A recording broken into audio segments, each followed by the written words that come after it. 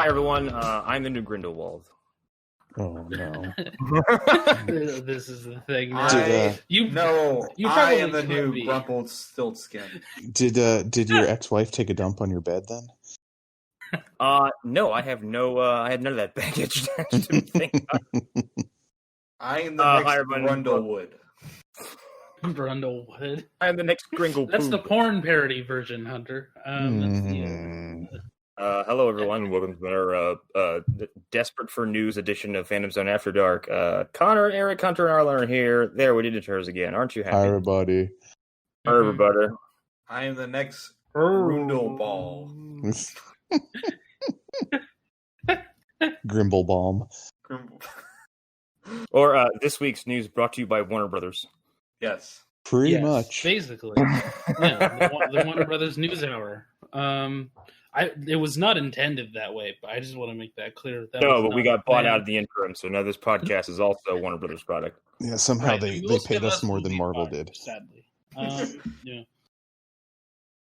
So yeah. Oh boy! Well, I guess we might as well mosey under to that topic. Let's talk about movies.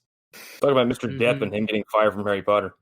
Yeah, I mean that was kind of on the wall. Like, I do wonder if the libel trial had gone differently, if this was going to still happen. But I don't know. I think there's just too much bad press associated with his name.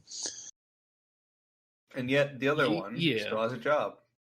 I heard, at least I saw in a headline somewhere that Warner Bros. Didn't fire Heard because they felt like it would be a bigger controversy. I'm like, I don't think your priorities are straight. Yeah, right. Yeah, I mean, and that's not necessarily what this speed round topic was about. Anyways, it's about I'm here to see Mr. Dumbledore, Mr. Bond. Like it's about the least Johnny Depp actor ever coming in to play a Johnny Depp character. Like isn't Mads Mikkelsen significantly taller? I mean, yes, but here's the way I'm looking at it. He wasn't played by Johnny Depp in the first movie either. He was played by Colin Farrell. So this will be some magic gobbledygook something. Or he'll be older or something. Holy shit, Mads Mikkelsen is fucking 6 feet tall. Yes, that's the other thing. I wouldn't be surprised just based off the way that it's worded if the next one has a different actor. And if I was really interested in these movies and cared about them, I would think that was really cool. Because that's an interesting decision that you don't normally see. Or we'll get Mads Mikkelsen for the next 3 movies, and like the previous 2, they will all be trash somehow. It's like the only Mikkelsen casting news where I was like, "That's cool. I'm not going to see that." And then the series will come to an end when J.K. Rowling comes out as an actual for real Nazi, like Mecha Hitler, Wolfenstein. Right? Yeah. Well, I like to imagine this is what happened to his character at the end of Doctor Strange when he was sucked away into the evil universe. He is now forced to play this character for perpetuity. Harry Potter. Yes. Ruled by a giant J.K. Rowling. Wait. So does that make Harry the Sorcerer Supreme, or is that like Dumbledore, some Dumbledore shit? Well, no, it's Dark Universe, so they're all the dudes with the one eye or whatever. Whatever they're called that I can't remember. The Soulless, is that what they're?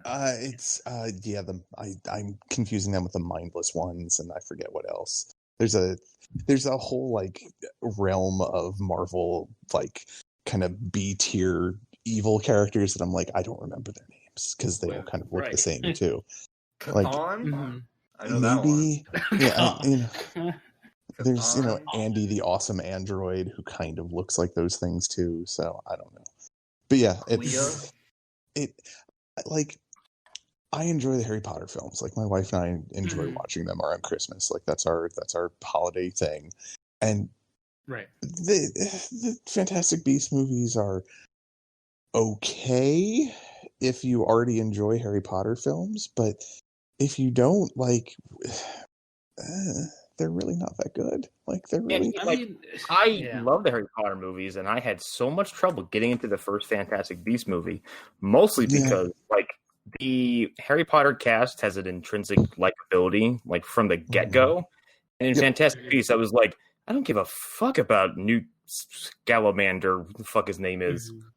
Yeah, and it's also just Eddie Redmayne carries such a bad taste. Like, just a lot of the things that have gone on with him, it's just like, he might be a good actor, I guess. I don't know how these people are this chaotic. I don't understand how they're this. Here's the thing. I have gone into both Fantastic Beasts movies expecting them to be, like, truly awful. Like, just some real mid-2000s bullshit. But neither of them made me hate them. It's just my general or not caring about this series at this point in my life made them extra uninteresting to me. And then, of course, J.K. Rowling revealing herself to be the queen of all turfs was just like, well, now I extra don't care about this whatsoever for as long as her name is attached. So I can't wait for Warner Brothers to potentially waste Mads Mikkelsen for 3 movies, but I'm glad he's getting a paycheck. So, true. Yeah, I don't know. I mean, it's J.K. is sitting on her iron throne that's in the shape of various genitals. But only penises and vaginas. It's just made of like little block like models of the words "Dumbledore is gay," just like, but they're all like swords from Game of Thrones that are stacked on top of each other. Floor. Yeah, just made of stupid. There are 2 Jewish students at Hogwarts. I know exactly who they are. Why didn't they show up in the films? She evaporated. On the bottom where her feet are, it says Hermione was black. Do you remember that shit where she was like weirdly like, oh yeah, wizards just shit their pants? That's just a thing. I heard that was not true. I heard that was made up, but you can kind of buy it if you don't know that. Yeah, I don't know. I could completely see her writing something like that and then realizing, shit, maybe I should ease back a little bit. People are really making fun of me. Yeah, or maybe I should just double down on something else that people won't know what it is. Yeah, and then turf became something that entered the lexicon of a lot of people, much to her chagrin. So, but yeah, I don't. I was gonna say I think like Mads is actually a good choice, but he should have been there from the beginning. I agree. Yeah, I always thought Depp was weird casting for it. Cause I'm like, he just doesn't fit that kind of like movie. No. Also, and maybe this is a weird thing to say, why do all the arch villains in Harry Potter have to look like cartoon characters? Like, why does that have to be the case? I understand Voldemort looking like that partially because of who the character is and all these things that were built up over years, him being like undead. It all makes complete sense. But if I'm just looking at it very straight and logically, why does Grindelwald remotely look like that? Why does he have to? Why does he have to be that way? Why does it look like an anime villain? He looks like he belongs in a Tim Burton movie more than like a whatever Fantastic Beasts is. Yeah, it's just like, why do we need this in this movie that's... I'm not saying the Fantastic Beasts movies aren't for children, but they're clearly less so for children than maybe the original Harry Potters were. Oh, definitely. So why do you need to have him dressed all goofy? If you're making something that is slightly more mature, and it's for the Harry Potter fans who are now mostly adults, like, why do you need that? Unless, of course, that was Johnny Depp's decision, and that's just his kink now, is to dress up in all kinds of weird fucking outfits. Well, and he might not be far off on that one. I didn't even think about that. Well, it's also... A lot of it is an excuse so he can get day drunk on set and have people whisper his lines into his ear for him. Yes. Sad affair of Johnny Depp. Yeah. I don't know. So Mads being in it, I mean, it's a good match, but I think it's just too little, too late at this point. I can't wait to not watch this movie because I'm not going to. Yeah. I can't wait to read reviews where they say Mads is good, And you're just like, sure. That's it. Goodbye. Yeah. Well, when it shows up on HBO Max, I'll check it out then. But until then, I have no interest. Yeah. Yes. No, and when you tell me it's actually not that bad either, I'll be like, Eric was right about the last one, so maybe I'll watch it. Yeah, maybe. Yeah, we'll see. We'll see. All right. Now for something that only me and Eric are really going to care about. I'm joking. But because we all love the Noah Hawley projects around here, it's just Mm-hmm. like a little bit more. We all have something we're like, oh, that guy's a genius. Yeah. We all acknowledge the truth in some way or form. Basically he did an interview with Deadline, and I'm just gonna sum it up real quick. He basically confirmed that the Star Trek that we had heard rumors about was a thing that was happening. The main thing is that Star Trek actually got very close to production. And for those that don't remember, it is the Star Trek plot, which was a pandemic breaks out within the Federation, and the USS Enterprise has to try and fix it. It was a really great choice of plot. Yes, it is. And apparently that got very close. Which then life happened. Yeah, right. And it does make you think, well, did the other projects that we had heard about also get very close? The Simon Pegg and Chris Hemsworth coming back version, the Quentin Tarantino version. So that was an interesting one that we don't need to go in too deep. But apparently he was also working on Alien in the sort of interim period right before Disney had actually bought Fox. Oh my God. Yes. I'm so angry. We're never going to get to see that. I can't. I'm not sure. I don't like. First of all, Alien, I think, is so up in the air as far as what the fuck Disney's going to do with it. But I want to see fucking Noah Hawley do something with Alien. Yes. Mm-hmm. I hope it like crab walks and breaks into a dance sequence. Yes. I can see that. See, that's the thing. If he could bring the sensibilities of Fargo to an Alien film, yes, I'm all for that. The great human interaction, and then having the really weird aspects of, well, not the really weird aspects of Legion, but some of the more unsettling aspects of Legion brought in, and mixing those two together. Oh my God. Why? Yeah. And I am looking a little, and from the sound of it, it would be a lot like Fargo. So it's a lot of and he said it would focus a lot on the human drama, which in the Alien movies, that's not a bad choice, because those are pretty good with that. But and this is just me interpreting his quotes. He would treat the alien the way that the paranormal stuff in Fargo is treated. So very little of it, but used to great effect. It would be super in the background then. Yes. Maybe a little bit more from the sounds of it. It is a bit confusing. I'll read a little bit. As I did with Legion, the exercise is, let's take all the superhero stuff out of the show and see if that's still a great show. What's the show about? What are the themes? Who are the characters? And what is the human drama? And then we drop the aliens back in and we go, this is great.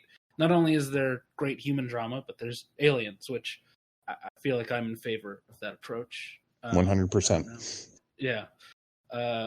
Totally into that. So yeah, that was a thing. This was something he pitched as a TV show. I don't know what avenue. They're saying Hulu, the article is saying, but I don't know if he confirmed that or anything. Yeah, God. That's a thing. Wait, Alien TV show? Yeah, that was the idea, basically. An Alien series, possibly for Hulu. And he has said, I don't think that this will ever happen, if it'll ever see the light of the day. But a story we have later on does give me hope for it. So we'll see. Yeah, I don't. Did anybody else have any sort of thoughts? This is a speed round, so we don't have to. Nothing too complicated or deep. I just want to see him make things. Do more shit. I also want to not go into fucking dormancy. Mm-hmm. Well, I mean, I think with the way he does things, like outside of Fargo, like I can be okay with him disappearing for a little bit, just knowing that he's working on something. It's just if there's no word of him working on anything and he disappears, it's just like, dude, yeah, we kind of need you. Like, maybe not everyone realizes it, but the few of us who do, we need you. Please. Yes, sir. Come back. Yeah. This last season of Fargo reminded me, like, oh yeah, fuck. Yeah. I love this guy. Yeah. Can't wait till he's contacted to make a Scooby-Doo movie or something. He's No. gonna be like, well, I'm making a fucking Jabberjaw movie. I'm like, what? Okay. Oh no. I'd watch it. Yeah. It'd be insane. Jabberjaw would be this big fucking bipedal, scary ass body horror shit. It looked like King Shark, but not fun. Oh, so that's like watching Jabberjaw when you're an adult now. Yeah, Okay. exactly. Yeah, because Hanna-Barbera cartoons suck. Yes, they do. Yes, they do. The characters are good. The actual shows are really just bad. All formulaic and all the fucking they're all boring. So is this Conan O'Brien or is this Conan? Yes, Conan O'Brien. Conan O'Brien. Yes. Yeah. I am so excited for this. I fucking love Conan O'Brien. Yes. Oh wow! I thought this was just gonna be me like dude, I love Conan O'Brien. Too, yeah, actually. I'm very into this. Because I feel like for the last 10 years, this has been where he should have been. He should have been on HBO, because I think he reached a point where his comedy needed to evolve a little bit, and stuff where he's a little bit more serious and he's not as held back. And that's the stuff that I've liked the most. Him doing like serious interviews with the writers of The Simpsons and stuff like that. Like, that's the stuff that has really worked for me. So if it's more like that, and if it's more like, he's a very smart person. Yes. Yeah, and his smarter perspectives as well as his natural comedic timing. This feels like, well, where was this 5-10 years ago? But I understand, the slow transition away from what he was doing on NBC. I'm surprised he did it as long as he had, considering all the NBC stuff. Because, like, that was, like, a huge thing at the time. Yeah, wasn't it? Yeah, it was. Yeah, it was gigantic. It was huge. It was Jay Leno basically swinging his dick around, and unfortunately Conan got hit in the face with it. With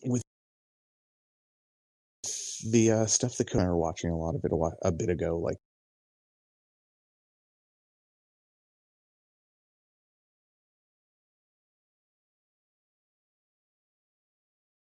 the one where he's traveling across, I can only imagine how good it'll be. Just like stuff like Clueless Gamer and like all that. Yeah, that stuff's great. But like having the direct line to the AT&T cash, like that can only be good for him, because again, it does feel restrained being part of TBS, the part of Warner Media that nobody cares about, that nobody pays attention to really, until he became there. Like, people suddenly knew what TBS was, an entire generation of people that had never seen TBS because of him. So yeah, him getting center stage again, where I feel like he should have been from the very beginning, that's cool. That's nice to see. Yeah, I'm having more and more reasons to keep my HBO Max subscription. It's kind of like when I first got it, I was like, this isn't quite what I was hoping for. But now, holy shit. Yeah, well, and the story we have a little bit later is definitely even more reason to. I'm changing my whole entire fucking streaming box for that. Just get an Apple TV, you'll be good. You'll never miss out on anything. Anyways, do we want to move on to the main stories? Yeah, sure. Our first main story is make sure that that's the one. Yeah. So Oscar Isaac has been cast as Solid Snake. Yeah, that's pretty crazy that actually happened. Is he dummy thick? Yeah. That's nothing that matters.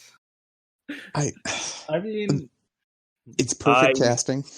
Yeah. I think And the idea of a Metal Gear Solid movie is fucking preposterous, though. Yes. So crazy. Yes. I can't wait. Yeah, like there's no way. Like it's an idea that was created specifically with video games in mind, and when you try to take that like experience and condense it into a passive narrative, it's going to be fucking nonsense. The time where that would have been like probably a good thing is when Kojima was toying with the idea of directing movies. It's like and now that dream of him like doing a Metal Gear Solid movie is forever gone. Yeah, because you'd have to ask yourself, how would Kojima do it? But you'll never answer that question because like no one thinks like him. No. I do like Oscar Isaac is fantastic though. Well, I don't know if his voice is fucking charcoal-y enough. He's gonna eat a whole can of Skull. I'm just sure he can turn it on. I'm concerned how they're going to film when he throws a porn magazine down to distract the guards. That's the other thing too. That series is full of so many absurdities and just ridiculous shit. Like, how do you make any of it make sense? It's like John Sasaki alone, where he shits his pants. Now it's like. Well, that's because of the nanites that he doesn't have in his system. So he explained it so, finally. Characters in that universe just show up with superpowers, and you're like, pray tell, how did you get like that? And the game goes, I'll never tell, and then just fucks off. And then when it decides to tell you, it's about 45 minutes of the movie. Yeah, I found out that Volgan was the man on fire in Metal Gear 5 by like supplemental internet material. I had no idea that was fucking Volgan. I got it from an action figure. Yeah, two things. One, like, I don't know if any of you guys have seen some of the tweets that have been going around saying like, which of these 4 people is Solid Snake? And it's from 4 different articles that all have different pictures of people that aren't Solid Snake. One will be like Venom Snake, one will be Big Boss, one will be Big Boss from Metal Gear Solid 3. One of them has Gabe Logan from Siphon Filter. Like, I saw somebody made one of those and they put Iroquois Pliskin in there, which I thought was a pretty great choice. That's amazing. But the other thing is, like, I don't see how this is going to work. I'm excited to see what a glorious mess this is going to be. But yeah, it's not a game that has a straight enough story that you can just tell in like a 2-hour movie or in a 2-part movie or whatever they're going to do with this. Like, are they going to introduce the idea of clones in this? Like, what are they going to do? God, imagine they do it in a big fucking exposition dump in the opening credits. People would be so fucking lost. It'll be a crawl like in the beginning of any of the Star Wars films. Like the audience would be like, oh, wait, slow down. Wait, what? Wait, Lale Lule, what? What? Land font tattery blade? Like 5 factions at me in 2 seconds. I have no idea what you're talking about. Pants? This guy's a vampire? What do you mean?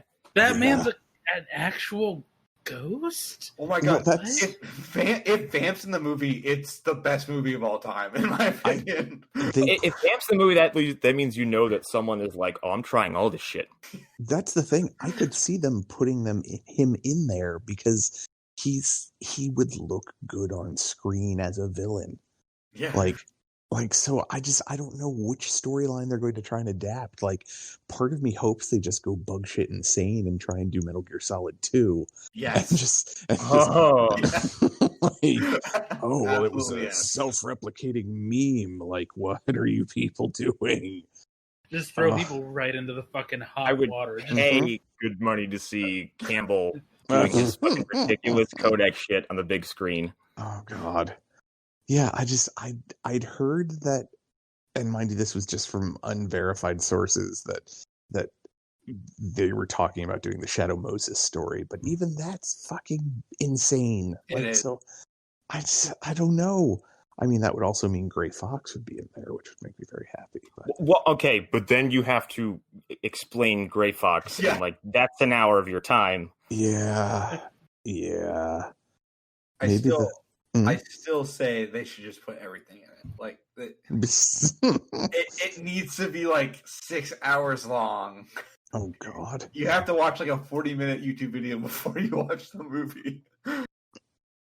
You know, I would be there for it. Don't get me wrong. Every ticket comes with a lore pamphlet. Mm-hmm. Yes. Or they just make you watch a walkthrough of Metal Gear Solid. Or It's like a Universal Studios ride. Mm-hmm. Yeah. That would be amazing. I actually want that. How long is this? Oh, you'll be here for an hour and a half. The movie's only an hour and a half. We know. But yeah, I mean, outside of all the ridiculousness, Oscar Isaac is a really great choice. And I kind of hope these are successful, so he's stuck in like the next 16 Metal Gear films that are going to be coming out. I desperately want a world where everybody knows what Metal Gear Solid is. Yes. And this is the path. Yes. I just want to live in a world where like film journalists are trying to figure this fucking movie out. Mm-hmm. I just want to be in a world where I can buy Foxhound stuff really easily. Me too. Yes. I don't want to have to spend fucking $200 for an awesome jacket. Yeah. Oh my God. Hey. Whoa. Oh, well, hello there. Hey. He has arrived. Just walk in and invite him. Yeah, it's just like a sitcom. A sitcom by walking in and the crowd cheers. Kramered. You guys gotta pause because the crowd's like, woo! Storm! Oh yeah, they saw your name in the special guest credits, but they didn't know when you were coming in. Yeah. For those who are just joining us, Izza. Yeah. Izza is also just joining us. So you guys are kind of like connected. Mm-hmm. Mm-hmm. So what we talking about? What we talking about? We were on Solid Snake, Oscar Isaac getting cast. I'm all for it. Yeah, now, okay, you're all for it, but do you think a Metal Gear Solid movie is a good idea? Yes and no. Perfect answer. That's exactly the kind of answer I was looking for. It's like, yeah, that could be a good action movie. They're already action movies, but it's also like, the adaptations are not like rarely good. Like, well, I mean, yeah, there's the Sword of Damascus that is the video game movie, and then it's also Metal Gear Solid. Mm-hmm. Yeah. Like I feel like it doesn't need to be a movie really, but it's like. Mm-hmm. Also, if I was in charge, I would get Daniel Day-Lewis at every retirement to be Revolver Ocelot, but that's just me. Ooh, that's actually awesome. Ooh. See, I was thinking Sam Elliott, but like that's pretty good. Yeah. That's the thing. Daniel Day-Lewis would spend like a year of his life learning how to do everything that Revolver Ocelot could do. So yeah, maybe a cowboy. He would become. He would actually he'd actually steal a nuke in real life. Mm-hmm. Oh no! Yes. Yes. He cuts off his own hand and just grafts the second one to it. Yeah, I don't know. The only other thing I want to see out of this movie is Javier Bardem playing Big Boss. That's it. Yes. You gotta get, for no reason, John David Washington is the Darker Chief, even though it's like a short role. Just to have him die very quickly. Yeah. But yeah, we were. I think we're pretty much done with Metal Gear. That's all I got on Metal Gear movie until I'll just say this: it really depends on how much you trust Jordan Voight Roberts, who directed Kong Skull Island, and which he also assaulted Also, him and what's his name assaulted a woman, I think, or they harassed a woman. Oh yeah, that was a thing. Was it James Franco? I can't remember if it was him. I would. That was James Franco. I think that's a separate thing. I know from a mutual friend of ours that there was a James Franco thing, and he knows people who were affected. I don't know how much the Jordan Vogt Roberts thing. It was an adult film actress, but it's still like, hey, you don't have the right to like harass her. You know. But it's him and someone else. They were like, I don't think they were drunk, but they were like being really rude and inappropriate. I can't remember exactly what. Hold on, let me look it up. There was a thing. I know what you're. I can't remember, but I remember at the time finding out that it wasn't that awful. Then again, it could have swung. It's just Well, easier forced the kiss on a woman. Everybody it was in TJ Hollywood It was probably TJ sucked. Miller. It was TJ Miller. Oh, She said yes. no. Oh God! How is he? I will share the article. How is he not in prison? Like after the shit he seriously, like after the shit he pulled. He called it a bomb threat. Yeah. Yeah. It was. Go ahead. Okay, it was TJ Miller harassed Dana a Muslim woman on the Diarmond train. too. Wow. Mm-hmm. Yeah. She was like I like Skull Island, but it's just weird that after I found it, I was like, God damn it, because of shitbag. Yeah. So, but until we see like a picture or a trailer, this is nothing. Other movies coming to HBO Max in the coming month should probably release a trailer or some stills or any kind of promotional material. As rather than just dropping a new Mortal Kombat movie onto the fucking service. Yeah, I've only seen a few like the actors like post some stuff on Instagram, like but it's like other than that, I haven't seen any like actual. I guarantee like, there's stuff nothing. about it. Well, do we want to go to that story next then? Since we're might as well. Yeah, that was kind of my intention is to bring it up here. Alrighty, that works. Then it goes right into all the other Warner Bros. Shit. So yeah, the new Mortal Kombat reboot is coming out on HBO Max December 25th, the same day as Wonder Woman. Wow. Well, well, that's not a good idea. No, and I'll see Wonder Woman, but I could give two shits about Mortal Kombat film. I'm gonna watch it only because it's gonna be bad. Yeah, like I this is a bad idea, and it's a waste of a lot of people's time. Hey, if you pre-order it, you get the version with more blood. Wait, is it just sweat in one of the in the theatrical version? You have to go in and tell them what the code is. I think it's ABACAB. The blood gets on the fucking screen. But okay, so there's going to be a new Mortal Kombat movie. Who of note is in it? Absolutely nobody.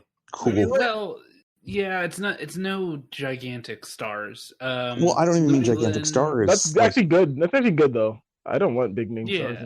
Well, I don't want big names. But I mean, even like known martial artists who can act. Like, I mean, the main let one, me look it up because I'm not sure if I know. The main one off the top of my head that stuck out when they announced a cast and had me on board for until basically today was I will mispronounce his name, Joseem Slim, something like that. Who's one of the main guys from Raid. Okay. Joe Taslim. Yes, Joe Taslim. There's a couple other recognizable names too. Hiroyuki Sanada is in it. Yeah, he was wasn't he? He was in the Wolverine. Yeah, he's also in Endgame when he's the main Yakuza member that Hawkeye kills. Yeah. Okay, I know exactly what you're talking about. Ludi Lin's in it. I said that. The cast is not actually a problem with this. They're not like big names, but I recognize a lot of them. Yeah. Okay. Well, then the stuff that's not good is the people making the film, the people shooting it, and actual like factual nobodies. Like this Simon McCoy. He's back. Yeah, the McRib is back, everybody. That's it. All promotional was off the McRib come back. It's so bad right now. The McRib will cure COVID. It will, because he'll be dead. He worked on commercials, and that's basically it. And then one of the writers is working on Death Note 2, put a gun in my mouth. And the other guy, like, one of his credits is Doom. I don't feel good about any of this. He's also writing a Space Invaders movie. He does have a lot of other stuff on his resume. I'm not saying any of that stuff is good, but it's stuff that is better than Doom. It's not like he didn't work since 2005. Well, it doesn't take much effort to be better than Doom, Can I just say one thing real quick that I want to bring back at the end when we all finish all the topics? So I'm looking at IMDb about the Mortal Kombat movie. There's something else I noticed on IMDb that I don't even want to mention now to derail, but I wait till we finish the other topics. So just remind me to Okay. Yeah. This just feels like, with what the main topic is about HBO basically saying like, fuck your premiere dates to the theaters. It feels like they're like, hey, we've got this and this and this and Mortal Kombat and this and this and this. Like, it just feels like they're trying to kind of slip it in there with all these other big releases that people won't even notice, or they'll mistakenly like see the reflection of like Dune and Matrix 4 or whatever off of Mortal Kombat and be like, well, Mortal Kombat's going to be good too because all these other good movies are supposed to be coming out. Yeah. Also weird to me because it's not like Mortal Kombat isn't like, it's not an insignificant part of their brand. Like, it's a pretty fucking big deal for what it is. And then to bother to spend money on making a new movie, based on it, and then just shit it out onto streaming services without there's not even a picture of this fucking movie. There's nothing. I think that's probably, my guess is that's the strategy. Like, if it really is as bad as we assume that it is now, you don't do anything for it. You just let it drop and you don't say anything. That's what Netflix does. They drop stuff that is clearly not going to make them any money, and they just do it. They just put it out there. They don't advertise it. They don't do anything other than like the minimum effort to promote it. I'm so glad that the Mortal Kombat movie is in the same footing as Tall Girl on Netflix. Yes. Well, even Tall Girl actually did have some promotion. I don't know how. I still feel like, people do get bullied at school, but I feel like a lot of people like tall girls. I don't know. There's so much to say about the movie Tall Girl. That you don't need to say. Yeah. Why bully someone taller than you who could beat you up? I don't know. Or in Hunter's case, step on you. Yeah. Yeah. Well, to fight Hunter, you gotta have the sword and like shine the light on his weak spots and then climb up. Yeah, you have the black arrow and the right shot. And I move around a lot, so you might have trouble like holding on. But I think the bigger thing than Mortal Kombat is just, man, Warner Brothers, AT&T, HBO is just like, fuck all of you, get our service. Like, this is insane that they're just like, yeah, day and date it comes out in the theaters. It'll be out for a month on HBO. So get HBO Max because you. I feel like on one hand, I'm like, yeah, they should just keep those as games. But it's also like, I get why they're like cashing in because like, oh, these games are still kind of popular again, and then like Mortal Kombat 11 is making a comeback. Yeah, MK11 is like the middle of its like boom season, I guess. Like Renaissance, Renaissance of shitty violent games. Also, it's just to really kind of close out on the game part of. Those games can refresh after an amount of time. Oh yeah, it doesn't fucking matter. If this movie really hurts one of the games, they just don't make one for a couple years, and people will forget. People will. If we don't have Paul Dano as collector. Okay, wait. I want that so bad.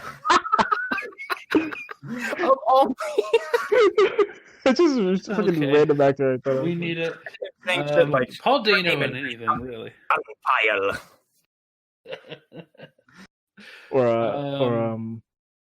But like, I don't know, like they made fucking Scorpion's Revenge, and that movie's really fucking good and fucking insane. But yeah, you don't want to commit to much of the live action. It seems, I don't know, it sucks, but also like maybe that Resident Evil reboot movie coming out will be awesome. We'll see. I think a lot of IP rights holders are gonna get to the point where they're like, we can just make more of these games. We can just do that. We don't have to convert these into films, or we can find other avenues that actually make more sense for tie-ins. It doesn't have to be films. And I think that's a smart thing to come to because most games are not adaptable. So yeah, I also want to call this movie out for one more thing, and that is that somehow Nitara is in this, but Johnny Cage is not. What are we even doing? I mean, I don't want to put words in the director's mouths. I think that they were just trying to make a movie that's of a certain tone. Again, I don't really care now what tone that they wanted to strike. Hey Connor, what if this is in part of the lore where like Johnny Cage is not in this part yet? Like it's they could deep into the fucking lore. He's not in the first turn, even though he was in the first turn. Well, I mean, he's the reveal at the end. He's the post credit scene. Maybe he's just a better character. I don't know. Yeah. Anyways, yeah, there's a lot of good stuff coming out on this slate. The next Conjuring, which I'm kind of excited about. I'm more excited about James Wan's. Supposedly, I think that's the one that it is. It's called The Devil Made Me Do It. There's a werewolf in the Conjuring film. There was like rumors flying around that it was going to be like werewolves instead of ghosts this time. Well, it's not a real werewolf. It's like this. It's this dude who was possessed, and claimed to take the form of a werewolf. Yes, Steve Buscemi and Hubie Halloween.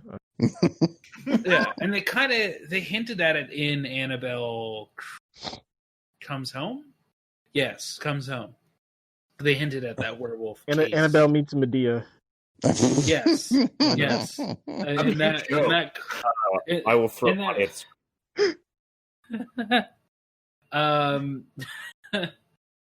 Anyways, James Wan has a new movie coming out, which I'm more excited about. There's a lot of stuff coming out here. I mean, obviously, I'm going to be up at like midnight for Godzilla vs. Kong. Yeah, me too. Yes. I'll probably take the day off that day. I know, but they're about to fight. You know, I'll catch COVID to see that. Yeah. I don't know, Godzilla vs. King Kong, yes, but Dune is the one that I am absolutely. I'm not even like a fan.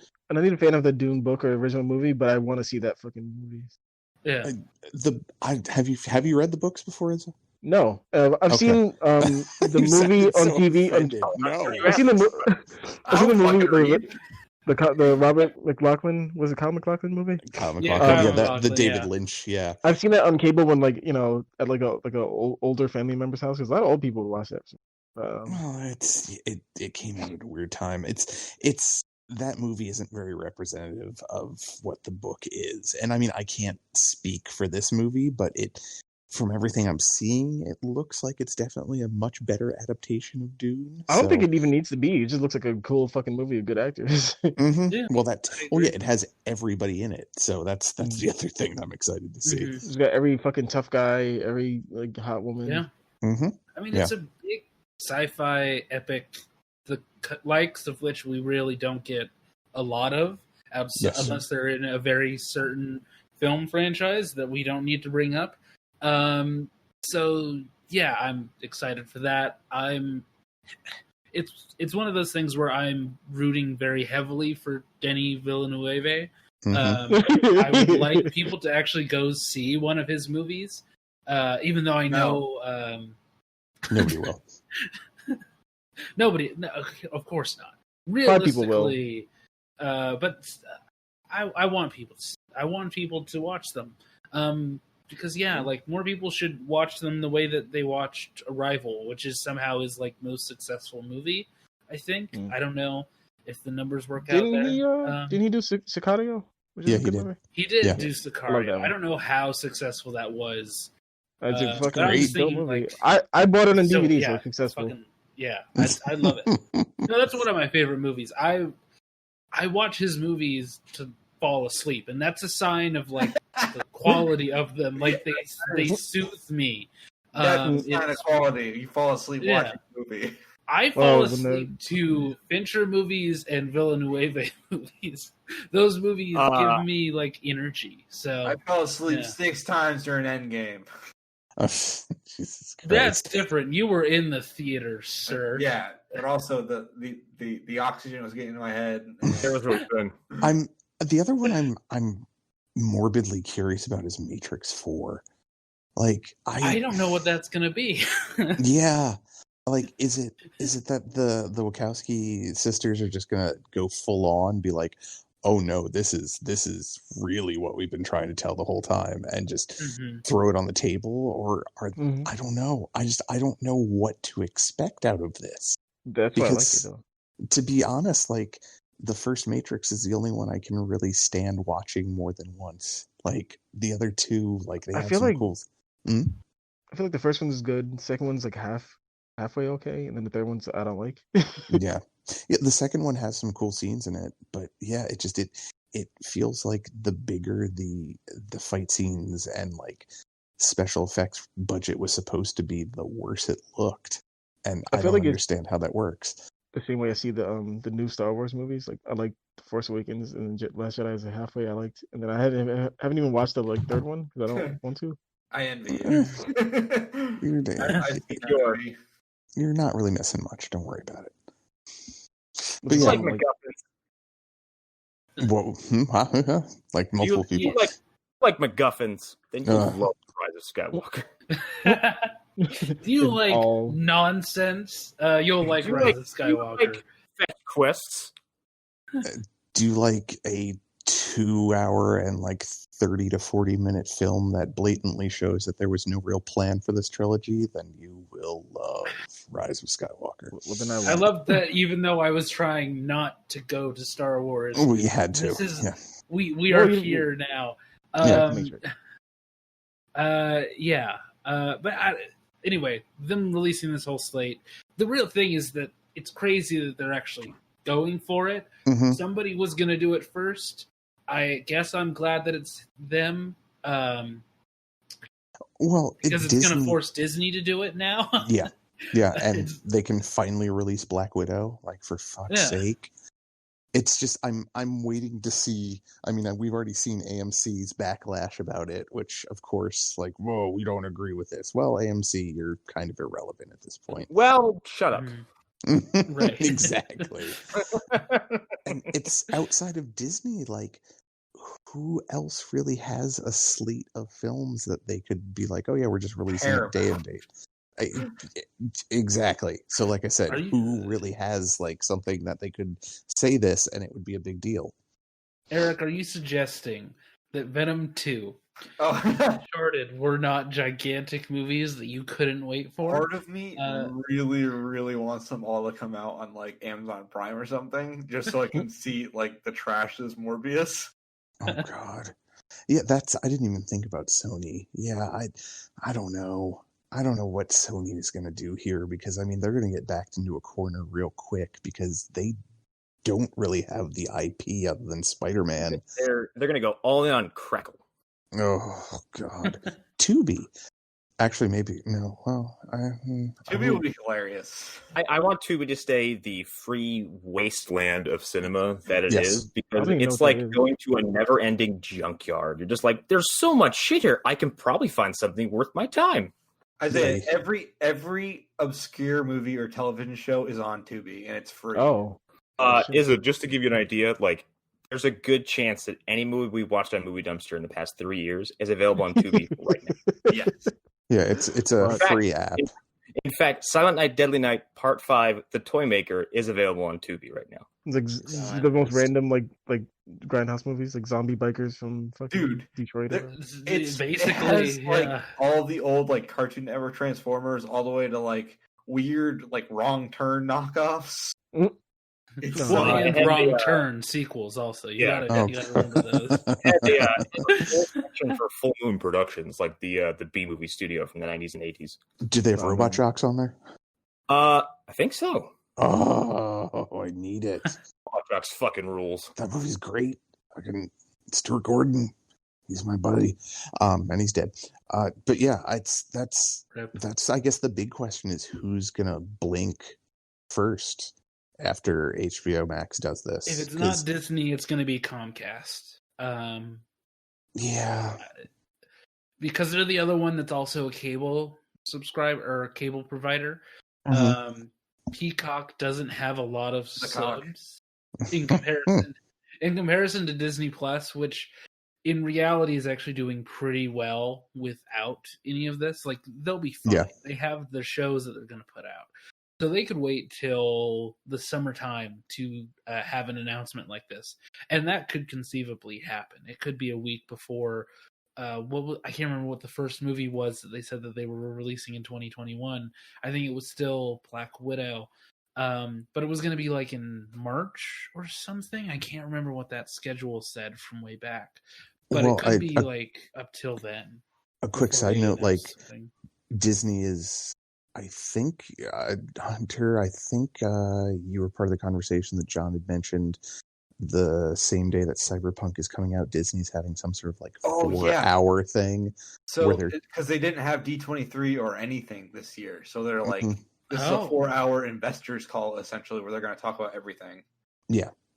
And I could kind of see them talking about that with a little bit more hurry behind it or anxiousness based on this big development, because I didn't hear anything about this anywhere until it happened, which is kind of crazy because this is a gigantic move in the world of film for them to just be like, yeah, you can watch it at home if you have the subscription and you can see it in the theaters then too. And you would think there would have been some rumblings about it if people had any idea about it. So are Tubi and Quibi both like shitty brothers that failed? Yes. Yeah. Well, Quibi's the brother that died of blood poisoning. Yeah, Tubi ran a store for Quibi's back. Yeah. Cain and Abel. Tubi was supposed to eat it in the womb, and it never happened. They were the local brothers that were playing in the quarry, and Quibi is the brother that drowned, and that's why they have the big signs out that say you're not allowed to swim there anymore. And Tubi is the husk of a man now, and that's why it shows stuff like Silent Night, Deadly Night 5.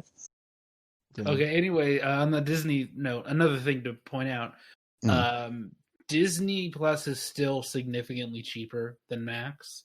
And I haven't looked at it because I have Peacock for free through internet, through my cable internet. But I assume it's comparable to Max. So I think we could. You mean the Mandalorian platform? You mean Mandalorian Plus? Mando Plus. Yeah. It's plus because you're getting a lot of other things that you're never going to watch. I mean, I watch a lot of National Geographic now because I joke. I watch a lot of nature documentaries, and history documentaries. That's the stuff that I've used the most for my Disney Plus. There's a great show on Disney Plus. This is an official Hunter Davenport Phantom Zone recommendation. There's a great show called Gordon Ramsay Uncharted. Oh my god! Go watch. Oh no! Is he fighting, just swearing at weird looking fish? Like he's fighting missionaries. That's a segment from an unproduced series that's going to be coming out, just called Gordon Ramsay Looks at Strange Fish. Gordon Ramsay in a lake somewhere. Yeah. Look at that fucking cunt. Fish. Yes. Come on, big boy. Well, I mean, and in Disney Plus's defense, you can also watch. Aren't all of the Marvel films on there? I mean, I know there was some weirdness. All of them except for the Spideys, I think. Well, yeah, but those fall into that weird Sony whatever bullshit. But I mean, that's the other reason for Disney Plus doing well is that hey, I feel like watching, I don't know, Ant-Man today, or I feel like watching Winter Soldier every day of my life for the rest of my life. Coco. Like I do. As we all do. Okay, I'm just remembering Coco, now. Exactly. When I was doing my rewatch about a month or so back, I had to go to Movies Anywhere for Hulk. Because I already owned it. Universal. That's Universal. Yeah. So that's the only one really that's not on Plus. That I think. Well, it wouldn't be on Plus because it's a Universal film, so it makes sense that it's not on there. And same thing with the Spider-Man films. They're Sony productions that are in a cooperation with Marvel. But otherwise, you can watch just about all of them. So Yep. Yeah, which is, I mean, hey, talk about that transition. Excited. Yeah. I just need more MCU. Just give it to me. It's gonna have Pizza Dog in it. I'm so excited. They're adapting the Mad Fraction run, which is the best. Yes. Yeah. I would laugh hysterically if this show comes out before the DLC for the Avengers. That would be pretty amazing. We'll see. I want to ask this because we might as well get this out now. Is anybody else going to be painting Jeremy Renner out of the show as they watch it? Yes. Just imagining him like marked over with a black marker as they watch it. Like, oh, that actor who I don't recognize from anything. He's really good. I want to end with him sitting on a bench and then slowly fading away. I don't know. We'll see how long he's even in the show for. Because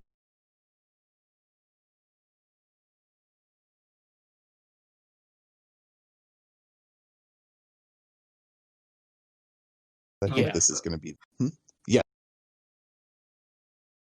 Hey, Yes. I don't give. You should read it.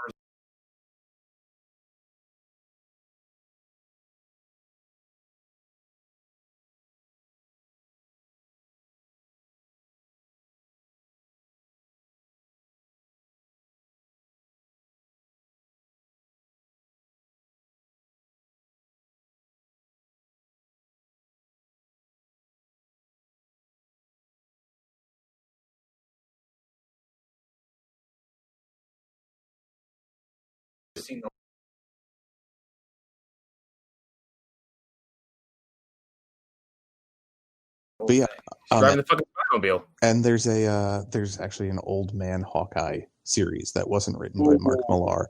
It's not bad. It's not the best thing, but it's not bad. That's actually on Marvel Unlimited. But yeah, I'm hoping that this is just a as direct as they can be adaptation of the Matt Fraction run, because seriously, because all that stuff is great. Yeah. That, and hopefully this will actually kickstart them to get Cap. So from the leaked photos from the set, they have a muscle car, which is pretty accurate because it's a muscle car in the comic. They have the dog. They have they're wearing street clothes because they're not adventuring really. Mm-hmm. There's a lot of things that are from the comics, which is pretty cool. Yeah, it looks great. They cast someone as that evil clown hitman. Oh shit! I forgot about him. There's a Polish hitman who's just like a clown, but he's scary because he's cold-hearted. What? Not like a clown. He wears a fucking suit, trench coat, and has painted face and a teardrop. Yeah. This sounds like a fucking Kite Man level villain, but all right, I'll trust you. So you fight Hit Monkey, everyone's favorite character? No one's favorite character. I like Hit Monkey. Yeah, it's Kazi the Clown. I'm trying to find a picture of him. There we go. No, I would just like Marvel to come back already. I know, WandaVision's very soon, but God, it's been dry. I fucking need Winter Soldier and Falcon. God damn it. Yeah. That's back. That's what I'm hoping, is that WandaVision coming out and seeing more momentum on Hawkeye will bring about them to finally get done with Falcon and Winter Soldier, because they were pretty much done with it, I thought, and then they had to stop because of COVID. Yeah, and then they got back to filming actually pretty recently. Okay, good. Sebastian and at least Sebastian and how the fuck am I forgetting his name? Anthony Mackie. They both are very active on their Instagrams, and I see their posts all the time. And yeah, they're both doing socially distanced reshoots and just general filming for it. That'll be hilarious to see. At what point did it all happen in Falcon Winter Soldier? Right. Because there's going to be a clear in the stubble. Yeah. It's Sebastian Stan is he looks a little bit different there. There's something a little so mad his hair is gone. I'm so upset. Why are they all standing behind plexiglass? This is weird. Well, no, it's all gonna look like the beginning of Justice League, because they're gonna be digitally putting mouths over their masks. So it's just gonna be a whole bunch of Superman with a mustache. Yeah. They look like Markiplier dubs. Oh God! Holy shit! Yes, I want that. Like old Clutch Cargo cartoons. Exactly. Yeah, I don't know. Is there anything else anybody had to add about Hawkeye? Well, did we actually talk about all the actual casting? We talked about the show happening. Florence Pugh. Fucking Vera Farmiga. Yeah. And Hailee Steinfeld is confirmed, I guess. A lot of lower cast members on here, people I don't quite know. Free, Tony Dalton.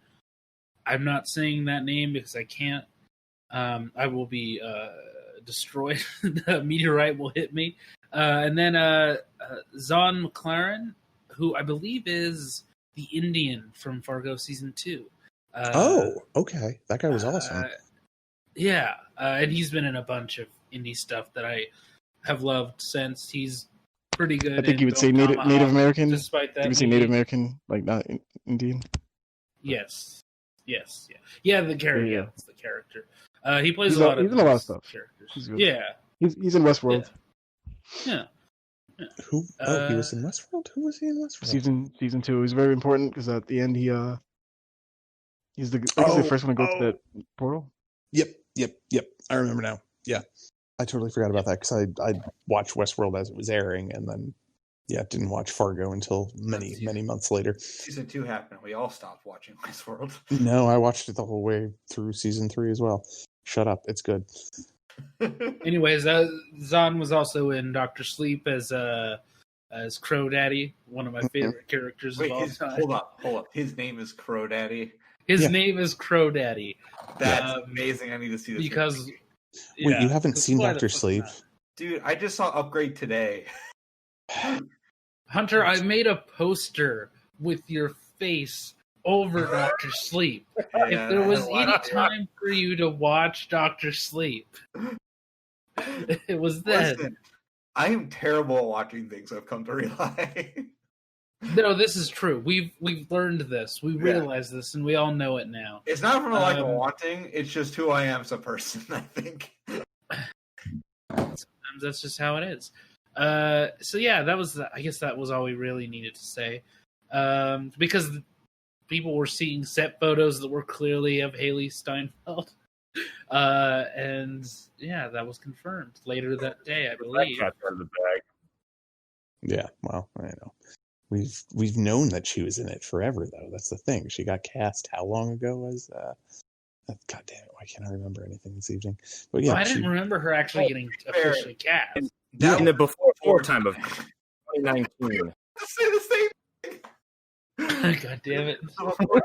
Okay, so I just forgot. Then that's great. That makes me feel real good about my own mental state. Yeah, dude, I'm 9,000 years old, and I remembered that. Good work. Yeah. It was for a fleeting second. You have to put in effort to be this disconnected from reality.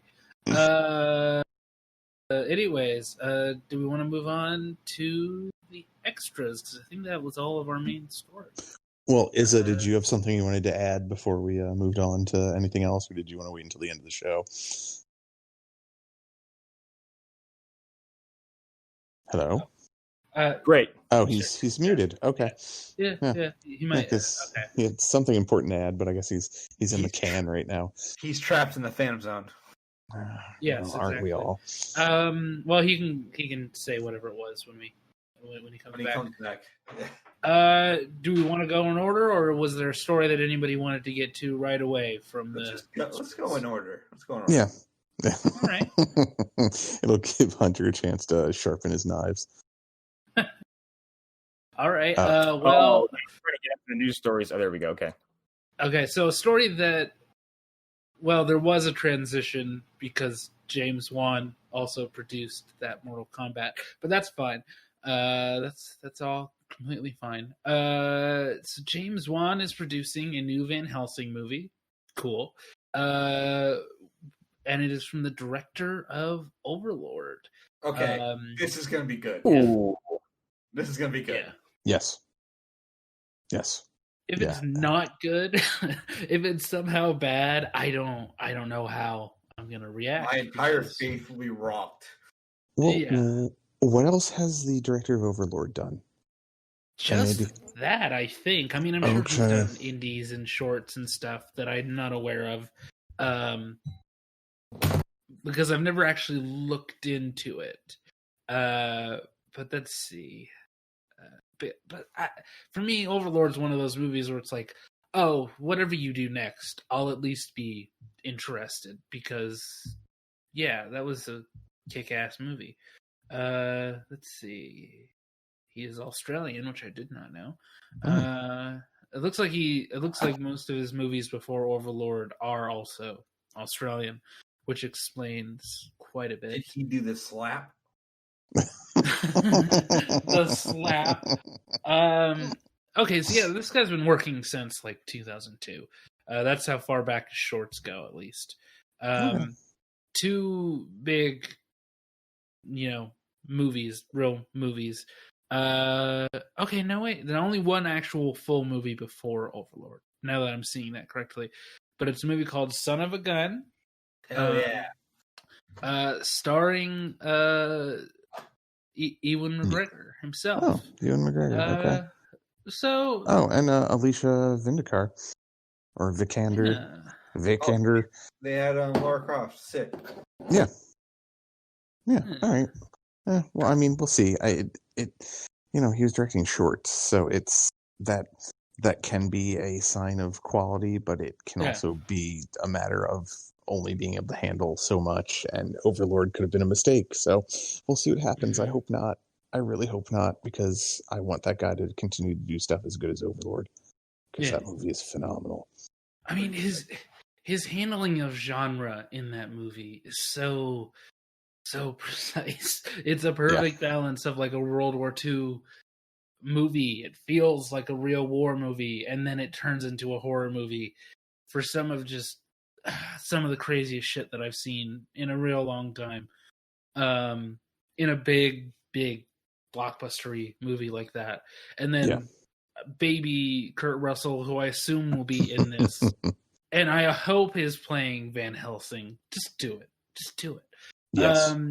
Because if he gives half the performance he did in Overlord, where he was doing an impression of his dad, but like, who else do you want to do an impression of Kurt other than his son?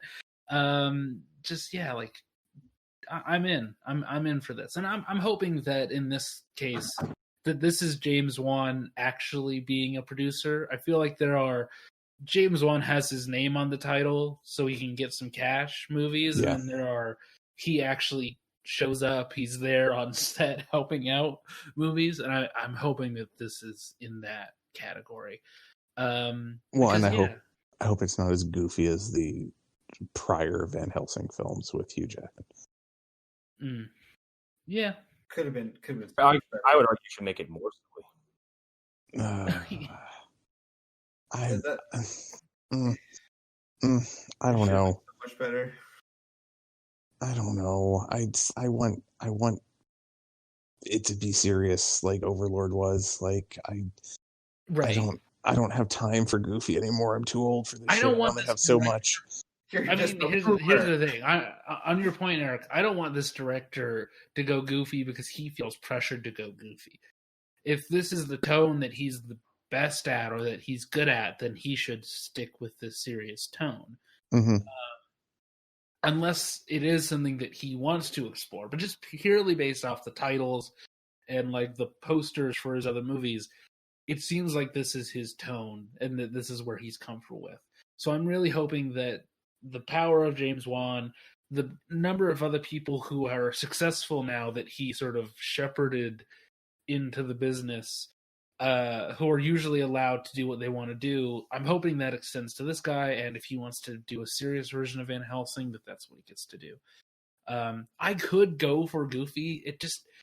That's harder to do. It's harder to do that and to do it well. And you need a very steady, experienced hand for that. And it's not... Directors who I otherwise really respect and who I think are really good at their job have messed it up. So he would really need to nail it. I'm very into this as long as he's doing the version that he wants to do. Yep. I'm excited either way because I definitely want to see whatever this guy does. Agreed. Totally agree. Also, it's nice to see Universal continuing to like make the best decisions now. All of a sudden, it's funny how one movie can just completely change things. Thank you, Lee Winnell and the Invisible Man, for just setting an entire company in a different direction. Man, speaking of Invisible Man, I have to bring this up because someone pointed this out to me yesterday. Adrian, I don't know if you've seen the movie, but like Adrian's lab, like if you look at it, it's just Tony Stark's lab, but with more fluorescent lights. Yeah, 100% is. Oh, hey, you're done having your mom yell at you. Shut up. You.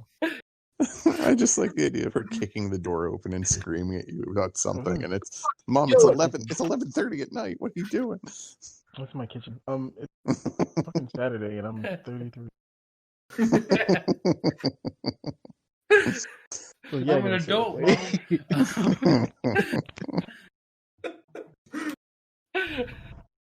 Takes her shoe off, starts slapping you with it. That was very specific. Did you have any last thoughts about the Marvel stuff before you dropped off, and about this Overlord director? Yeah, I'll watch them. Maybe they'd be bad. I don't know. Maybe they'd be good, but I'll watch them. That's it. Yeah. Is 2020. I'll watch it. Very succinct. Yeah. I'll be there. So I'm just imagining your IMDb quotes page just being like, "Yep, I'm gonna watch them." I'll see it. Yep, I'm there. I'm down. Yeah. Do we want to move on to the next extra story? Yes. Which I didn't even plan on the synchronicity here, but this is a director who this is the director of 10 Cloverfield Lane, Dan Trachtenberg. And for those that don't know, Overlord was apparently almost a Cloverfield movie for like a minute. I remember hearing about that for a while. Yeah. So yeah, I didn't even think of that when I was putting these stories together, but good job me. Did I already say that he's doing Predator, that he's apparently working on Predator? No, you didn't mention it because you were mentioning the synchronicity of bringing up aliens earlier and the hope that you have for the future of it. Yeah. This is a good sign. I mean, that's the first thing. It's a sign to me that Disney and 20th Century, which is what they're calling themselves now, that they aren't shoving their horror characters and their darker properties into a closet. And if let's say Disney's motivation is to be a monopoly, let's just say it. Let's just put that in the air. I'm not saying it's going to happen. Not saying it's right. It is. What would not making R-rated movies realistically do for them? Because like at that point they could just like, wouldn't it make more sense to make things for kids and adults if you're the only person making them? Well, they gotta go where the money is. That's their thing. But this, I think, as much as Disney is everybody from the movie Idiocracy and they love money, they do have people working for them who are like, yeah, but I kind of want to use some of these properties the way they should be used. Use the toys. Exactly.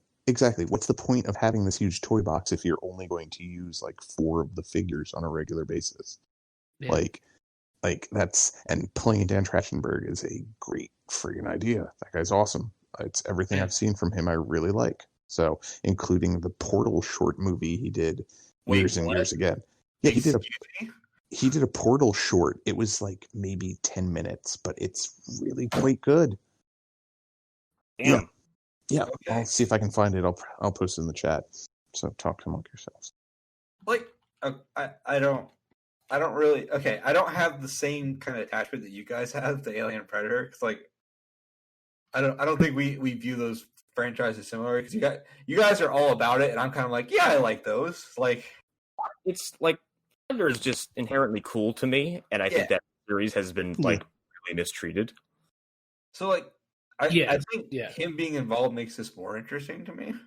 Can I just say? So I don't. So I saw something that talking about this. He's doing like the Predator thing. And he kind of revealed it because it was going to be a surprise, but then he's like, "Well, it's being made, so I'm just going to like reveal it now." But there was like, I don't know if it was rumors or like he was working on something before that was kind of secretive, but apparently I think it's supposed to be this Predator movie where like it's supposed to be set during. Were Native Americans like before the white people came? Oh. So I think that's the setting of the Predator movie. Where it's like the Predator. Yeah. That's a really cool idea. Huh. And there was like a story I can't remember. Like a woman defies the society by becoming a warrior in like Native American society, and I think that's connected. So like I don't know, part of the movie, but it sounds pretty cool. Like. I mean, it could be a two souls type of thing, also. At what point is Kevin Costner going to come in and save them all? Well, no, the Predator is going to fall in love with a Native American woman. And then, yeah. Okay. Is Daniel Day-Lewis going to show up as well in Red Face? Oh God. Yeah, probably. Jared Leto will be there, and right, obviously, it's going to be a real bad day on the set. Yeah, it's going to be real strange. No, anyways, but 10 Cloverfield Lane was so good, and even the first episode of The Boys was really good, and that's an episode that he directed. So I have nothing but faith in this guy's ability, as long as Isn't this guy from that podcast? The gaming podcast? He used to be on a podcast a while ago. Yeah, he was on a podcast not too dissimilar from this one, apparently. Just a much earlier, bigger version. And yeah, I agree with everything Eric said. I remember the pilot of The Boys being particularly good. Mm-hmm. He directed one of my favorite Black Mirrors. So, yeah. Which one did he direct? He did Game Test with Wyatt Russell. Okay. Oddly enough. So, yeah, like I was, another part of the story was, before this, I was like, where's Dan Trachtenberg? Where has he been? But you answered that question for me with the whole TV thing. He's been doing a lot of that. But I'm glad to see him back to movies, because after 10 Cloverfield Lane, I was very excited for this guy and everything he touched. So having him come back, it's a nice thing. Yeah. I've only seen Cloverfield Lane, and I like it until the ending, but everything else is great. Yeah, I don't 100% disagree with that. I think it's done well, but it definitely comes out of left field. Yeah, you're like, excuse the fuck out of me. Mm-hmm. I can see the argument for that. There are people, but here's the thing. I've also known quite a few people who are like, fuck this movie altogether because of the ending. And I think those people are crazy. So that's more what I'm saying. Like, I don't understand that perspective. I understand people who are maybe have a problem with the whole forced branding part. But again, some of those people are like, well, fuck all the Cloverfield movies for trying to force us to care about them in that way. They're movies. Some of these movies were not going to get the same attention as the movies that they were. Cloverfield Paradox was definitely not going to get Look at that shit went good enough. Oh, you mean that movie that no one talks about anymore? That movie? Yeah. Well, like, he kind of saves these movies, because, like, there has to be a difference between we're making this sci-fi movie. We don't know if a studio's going to pick it up, and then him coming in like, I'll produce this. Just put the name on it. Yeah. Yeah, well, I mean, that's the thing. Like, Cloverfield Paradox, there were definitely aspects of that felt very stapled on. While I will definitely argue for 10 Cloverfield Lane feeling like, all right, even though I don't 100% agree with the way it ended, it still felt more organic than aspects of Cloverfield Paradox. And here's, for me, it just, there was nothing in the movie previously set up that made it seem that crazy to me, the way that it ended. I can understand why some people would feel like the movie was sort of leading you in a different direction. But again, like, I thought the movie was doing that intentionally, that it was pulling both ways, and it was intended to be, well, you could see either outcome to the movie. And then the way that they complete Mary Elizabeth Winstead's arc is something that I really appreciated, and I don't think it would work as well if it just went straight from her leaving that bunker to driving off the road. Her driving away from that property and being like, I am not going to run away from the main big choices in my life anymore, and I'm going to go towards the army of invading aliens. Like, I don't care if it comes out of left field at the end. That's a great character arc that's completed really well, performed by one of the best working actresses of the modern era, I would say. An actress who does not get the same attention that she really deserves. Except for that whole EU and McGregor choice she made there. Anyways, yeah. No, I mean, you have nothing but good points there, and I understand that. Whatever. I'm not going to turn this into the 10 Cloverfield Lane thing. It's good. I enjoy that movie quite a bit, even if I'm kind of like, okay, whatever about the ending, but that's fine. Yeah. That's 100% fine. But anyways, Predator, if what Izza is saying does come to fruition, that's fucking phenomenal. That is such a great idea, and I'm surprised it's taken them this long to actually do something like that. Yeah. I mean, the Predator as a concept is so. I feel like you can put that into anything. Like it's not a situation where there's only one story you can tell with the Predator, and it's boring after so much time. As long as the characters that you're watching getting hunted and realizing that they are being hunted are interesting and compelling, I could watch 100 Predators. I could watch many of them and be completely fine with it. And if I'm like being super gracious to all the movies, they all do a good enough job of that in one way or another. Some of them better than others. So yeah, I'm into it. Especially with this director. This will be the first time we see a Predator movie that is produced by the Disney company. So that's a new experience. That'll be fun. We'll see. We'll see how that works. I just hope Gary Busey shows up. I mean, they've been pretty good about that. It is interesting to think about. Predator could be like, you can make a Predator that is basically just Assassin's Creed. Or like, if they decide serialize these, they'd be like, we just put it in this time period. And then they are very. That's a very good point. Like, it's a similar thing. You can just do a Predator for any period of time. Like, you could do Predators in ancient Egypt. You could do Predators in, Australia before white people showed up. Just wherever you want to set it. It'll probably be interesting. Again, as long as your leads and main characters are compelling. That'll be something. But there's like spider predators and like a bull predator. Yeah. Oh, you mean with the Predator toys? Yeah. Yeah. I guess the next thing. So there's going to be a James Bond game, and I'm going to play it a lot.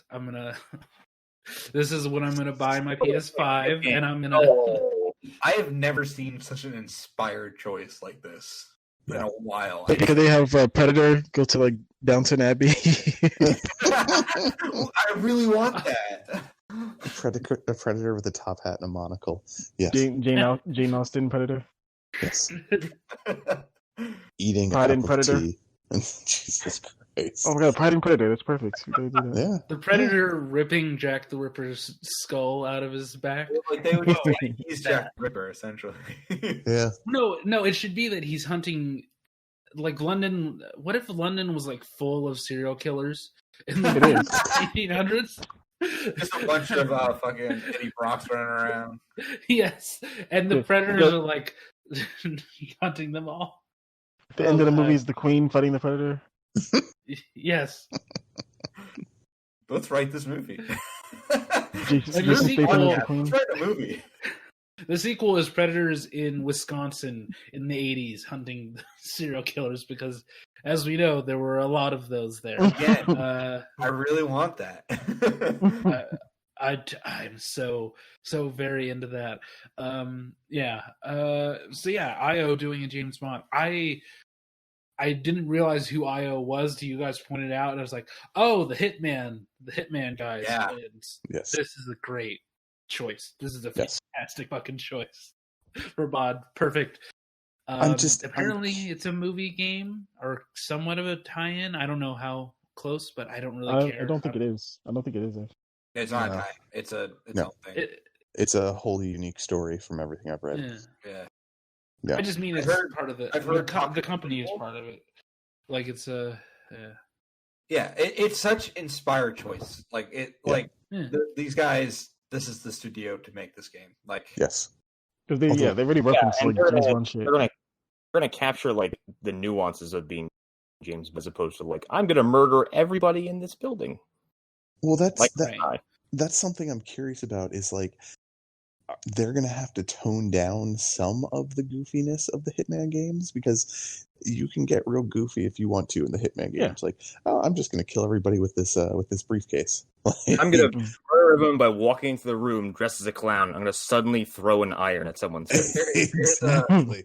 In the like the second Hitman game, there is a kill where you put ether on like a pair of panties. Oh, and blood money. Yeah. Wait, what? Really? And the woman puts them on, and No. Security guard. Sniffs them. Okay. Death. And it's disgusting, but also hilarious. Well, you can put chloroform. It doesn't have to be poison, but you can put cyanide over there. Oh, well, it's nice to have choices. You can be not lethal, or it's if somebody's sniffing somebody else's panties without a permission, they probably should, unless they're buying them online. Vending machines. I don't know how this could be bad. I mean, I say that now, but a James Bond game has never had this kind of prestige behind it. No, like, well, EA was behind it. GoldenEye 2 or whatever. Let's not. It's different. Let's bring up the James Bond game that doesn't have James Bond. Exactly. Well, that's the other thing. Like, this will be the first time James Bond game will be a third-person game. No, a couple other ones like Agent Under Fire and some of the later, From Russia with Love. Like, post GoldenEye games are third person, which actually is pretty fun. I don't know if you guys ever played that one. That one's fun. Which one? From Russia with Love. Like, at the time, it was pretty enjoyable. Yeah. But yeah, man, I am excited for this game. Yeah. Yes. Yeah. Like, that's a slam dunk. It 100%. You know what's going to be bad though? Oh, we can talk about this. God, fucking damn it! Like this was leaked, wasn't it? Because this video and audio were pretty terrible. It's not. It's not out in America yet. Yeah, it looks like it's from a screener, and there's some controversy surrounding the movie now because apparently there's an exchange of dialogue where someone says, "Look at these knees." Someone says, "What knees?" Yeah. Says, Someone wrote that, and they were like, "All right, shoot, action!" And then just rubbing their hands, waiting for their Oscar. They're like, "All right, cut. We got it in there." Not only is it embarrassing dialogue, but you also managed to piss off an entire country with like this grade school brain dead racial slur. Hey, Connor, you don't remember, because I played the demo for Monster Hunter Worlds, you don't remember the American soldiers in that game using slurs? Yeah. Marines. They got Marines in Monster Hunter. So yeah, the general gist of the news is that China, the Chinese moviegoers were fucking pissed. And yeah, I mean, you should be pissed that you're sitting in a Monster Hunter movie directed by Paul Anderson. You should be pissed off. And his wife's starring in it. Yeah. Even if, and this isn't me defending the movie, but even if apparently she does seem to play the game based on some of the things that go on in it, or at least somebody who plays the game was involved in the production of this. That's they claim to be big fans of the game, but also like they're making this fucking movie, which looks like just such a betrayal of the tone. They wrote in Marines going into this world so they could have an excuse for these actors, like the white people to be in it. I do have a little bit of insight on why it might be the way it is because Monster Hunter in the city, like modern times, or like the equivalent in that world, has been like a thing that the fans want for a while, like the really hardcore people. So yes, and as we've learned, catering to those people works out so well for movies. And that's the problem. See, Rise of Skywalker. I don't know. Like, part of me wants to see this not in the theaters, but part of me wants to see this just to see how big of a mess it actually is. It can't be good. It can't be good at all. I don't know. Like I watched that teaser trailer, and that's the only thing I've seen of it so far. So I'm kind of like, this doesn't look great. But First now, of all, the movie isn't 150 hours long. That's how you know it's bad. It's not through the Monster Hunter spirit. Yeah, well, yeah, they're not going to have Mila Jovovich killing the same creature 50 times to try and get one particular item from it to make a new set of armor. The tutorial for every Monster Hunter game ends at hour 90. Okay. Yeah, pretty much. Pretty much. Are they playing DLC characters? Because like Geralt of Rivia and like Ryu from Street Fighter. Yes. Is there going to be like a sequence in the movie where a bunch of Japanese players are like trap Agarathros in like a frame trap and just mow it down with bow guns? Oh my god, it's my favorite Monster Hunter clip that I've ever seen. The other problem with this movie is that you've already fucking seen it. Good.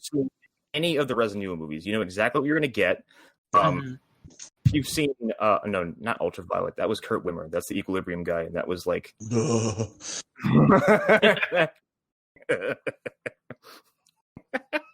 That reaction. I do want to point out just one thing that needs to be said every single time Paul Anderson comes up. He claimed to be a fan of the Resident Evil games as well when he was working on Resident Evil. And for changing the story is really limp. I actually, like, if he was like a super fan, I could kind of see where he's coming from. He's like, I want to do something that, like... He's done it before. So Resident Evil, he made it about the character that barely in the games, and his wife plays instead of the actual characters from the game. So it's like she's not. She's in a few once in the game. Yeah, no, her character is not in the games. Yeah, she's not in the game, and the problem is that he put this character in the games, then later on, like, dangles the idea of giving you characters from the game, but then murders them all off screen. Didn't they kill Leon in the first makes Nemesis cry in the second one? Yeah, no, Leon, Barry, Ada, and like a couple other like STARS members show up at the end of, I think, like the 5th or 6th one. And like they group up with Wesker, so you have like Alice and like a roster of like actual Resident Evil characters like set to have some kind of last stand. The next movie opens up and Alice is like, everyone's dead and I'm on my own now. Wow. Yeah, it's a big fucking cop-out. People like these movies. Yeah, they made a lot of money. The first one, I like. Some of the other ones have some cool parts, but they're still pretty shit. The first one is I will find to watch one time, and then any other time, I'd rather be doing anything else. I mean, I agree. Like I don't think I've watched it in like 15 years at this point. But yeah, I agree. I like the fourth one, Afterlife, because I find it very aesthetically pleasing and has lots of cool. Which one's the fourth one? It was the first 3D one. It opened up all the clones attacking the facility. Oh, nice. Cool. Right, yeah. I think it has... The third one is the Mad Max as fuck one. And then everything goes back to normal in the next movie. I like the fourth movie because it has this interesting music by Tom and Andy. It's got cool cinematography, and it's just it's more fun than the rest of them are. It's still like garbage, but it's like slight golden garbage. There's like an unwrapped like Twinkie in there or something. Right? Yes. Also, they lift the fight scene from Resident Evil 5 where Wesker fights Sheva and Chris. They did move for move, shot for shot, even keeping the same dialogue, regardless if the context lines up. It's so funny. I love Resident Evil 5 mainly because how stupid it is. But like, man, you mean the game action punch rocks? Yeah, when Chris punches a boulder. Yes, that game has some issues with the way it represents people. Yes, yes, it does. It absolutely does. It's really everything else. Because in contemporary times, everyone in Africa is a shield carrying, spear throwing warrior. Why? I don't understand how that made it past even QA. Yeah, Japan.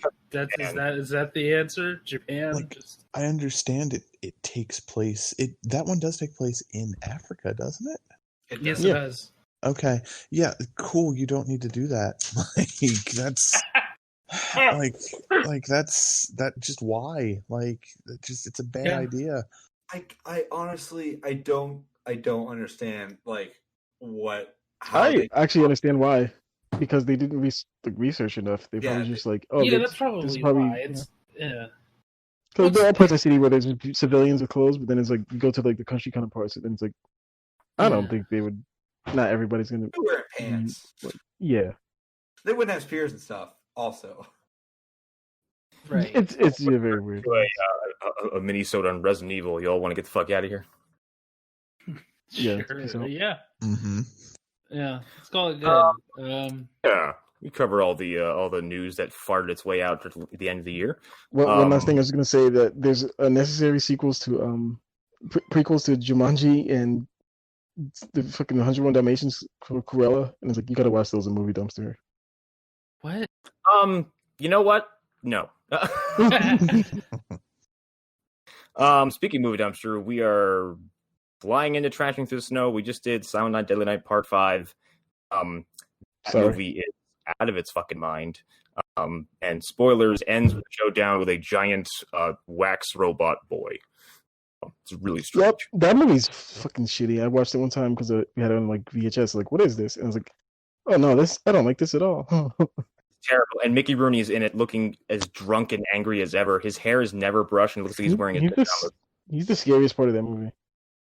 Yeah, because I feel like he's going to come through a screen and kick my ass. I also think it's funny that in 1991, he looked like shit and somehow made it to Night at the Museum in like 2005 and didn't change at all.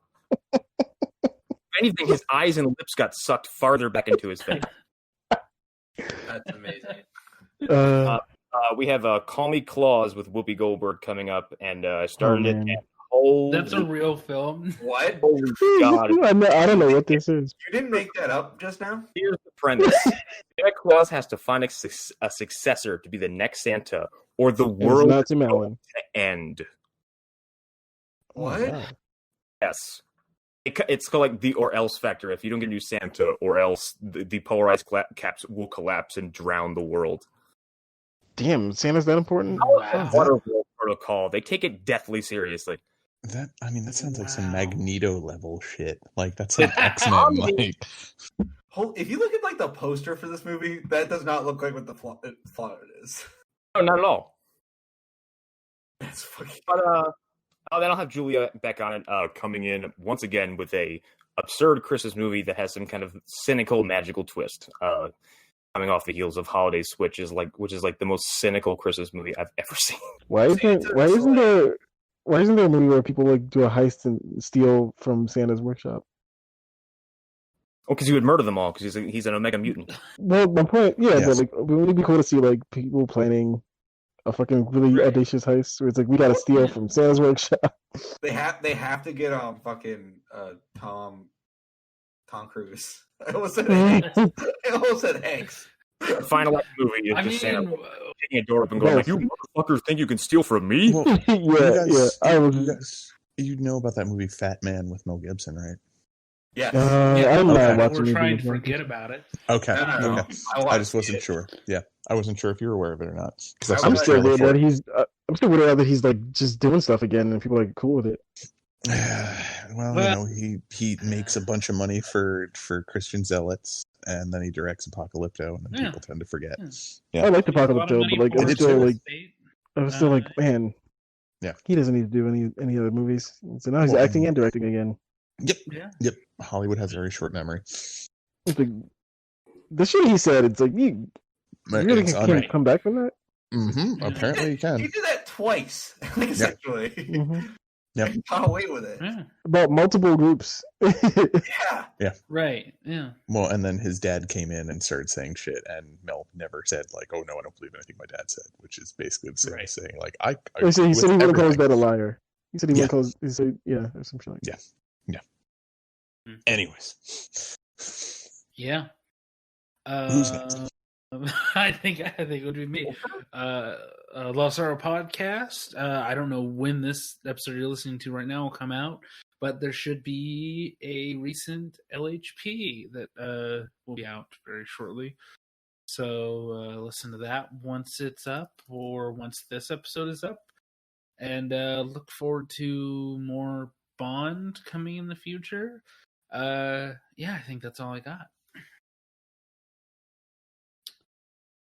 Don't follow me anywhere, but I do recommend. It's getting colder, you know. On Instagram at Young Comet. No, it's getting a little colder. Maybe some candles, chunky clam chowder. Maybe you make clam chowder. Bring it up. Jesus Christ, you know, just make soup. Goddamn Massachusetts adjacent asshole.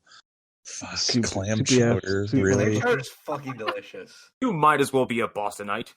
You don't like clam chowder? No. Wow. Bro. No, I'm sorry. I don't like chunky soup with things from the sea in it. Thanks. You like Damn. Wow. Yeah. If you don't like that, have a chicken pot pie soup. They have that too. And it's pretty good. Yeah, he's arrested New England. Yeah. No, sorry, New England. No, thank you. You can Eric just Thanos snapped New England out of fucking existence. Eric's just obsessed with his Pennsylvania foods. He's just shoot fly pie can burn in a fire. Fuck off. I don't know what that is. Yeah, I don't either, and I've lived here since I was 8.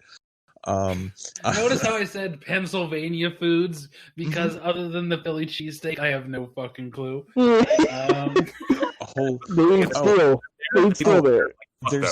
There's a whole bunch of bullshit Amish food that people like for some reason, or stuff that is supposed to be Amish, and it's dumb. A whole lot of pickled stuff, and I hate pickles so goddamn much. I'm Eric Fedorchak. You can find me at Eric_Fedor on Instagram. There's pictures of dogs and food and cats and comics. You can also find me floating around the Phantom Zone, doing things, talking about stuff. And I'd also like to point out that the Chinese site Wish can be a wealth of amazing things if you look around or get lucky and find the right stuff. Case in point, I recently got a whole bunch of prints from Mike Mitchell. He's an artist who does portraits, and he had been commissioned by Mondo to do a whole bunch of Marvel prints. Now, I would normally not be somebody to say buy bootleg prints, because if you can't support the artist, then don't buy it. This is a case where I say bootleg Prince is just like not the same as Prince, because he doesn't know why Doves Cry. It's exactly. God damn it! I will say this though: these prints were only prints, Prints, not the dead Jehovah's Witness singer who they're fresh prints. Yes, the freshest of prints. Now these prints haven't been available for years. And the ones that are available that are real are on eBay at prohibitively expensive prices. I got 16 of these things for like $70. Fuck off, anybody who wants to complain about this. Like, you are part of the problem if you're telling people, like, don't buy these, because I've seen artists themselves saying, like, yeah, if you want to buy bootleg, go for it. Just don't try and claim it's the real thing or try and sell it for full price. Right. Yeah. Also, it's Mike Mitchell, like, I'm sorry, if I wanted to get those fucking Star Wars prints, which was the best Star Wars stuff in the last decade, I couldn't. Even if I wanted to. Last I saw, the Emperor one was going for over $700 on eBay. Wow. Yeah. And that's a bigger problem with Mondo, but I'm not going to go into that, other than bots and scalpers are the worst things ever. So basically, if you want to get something and you know it's no longer available, and you know the money that you'll put into it wouldn't have gone to the artist regardless, go for it. Fuck it. Who cares? Outside of that, I walk a tenuous line with piracy and bootleg stuff. Also, if you want to see pictures of me posing naked with the Moon Knight statue, go to young_Kame. You can also find pictures. You can also find weird pictures of me showing you the inside of my butt cheeks. Yep. Wow. I'm wearing a Punisher costume. That last bit. Is it? Do you have anything you want to promote or plug? Yeah, I'm on Twitter. I'm Ray Skywalker. No, I'm kidding. The underscore is that, I think, I don't know. Maybe there's an underscore. Maybe not. Figure it out. But yeah. I ain't doing much. I'm just losing my mind during this pandemic and finger guns that you can't see. But we felt them in our hearts, so that's the important. That's the important part. All right. I guess. Bye, everybody. Bye, everybody. Bye. Bye. Help. I'm being held direct. Call for That's how rumors get started.